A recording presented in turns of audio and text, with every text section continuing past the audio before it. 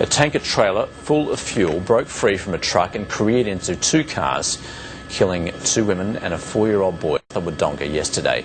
The company says the recall is a precaution and is unlikely to affect fuel supplies.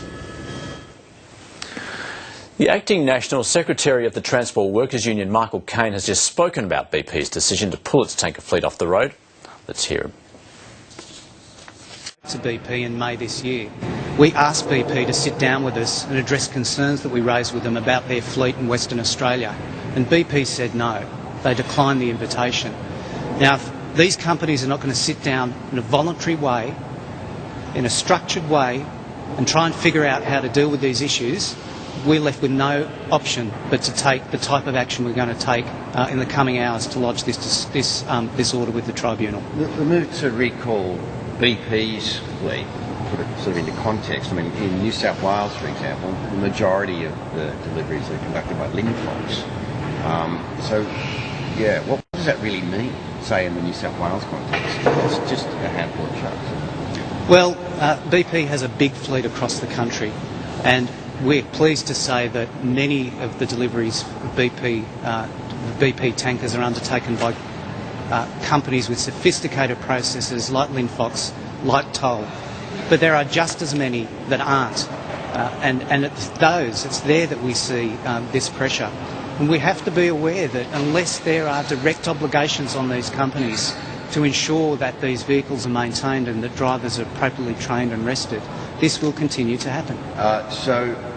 In the wake of Monovale, the state government here obviously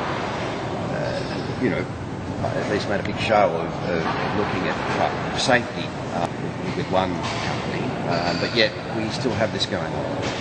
Well, that's right, and I think Minister Duncan Gay in New South Wales is to be commended for the actions he took in the light of that tragedy last year. But we have to remember this, that those actions are reactive. That is, they happen after the event.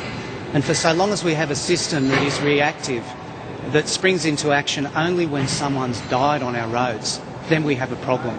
We need a system where before the driver gets behind the wheel, these actions have been taken, and that's why we're applying for this order in the tribunal.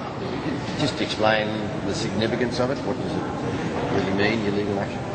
Well, what it means is that this tribunal was put in place by the Gillard government in 2012. It was given the power to put obligations not only on the direct employer, but on those right at the top of these transport chains to ensure that they use their economic...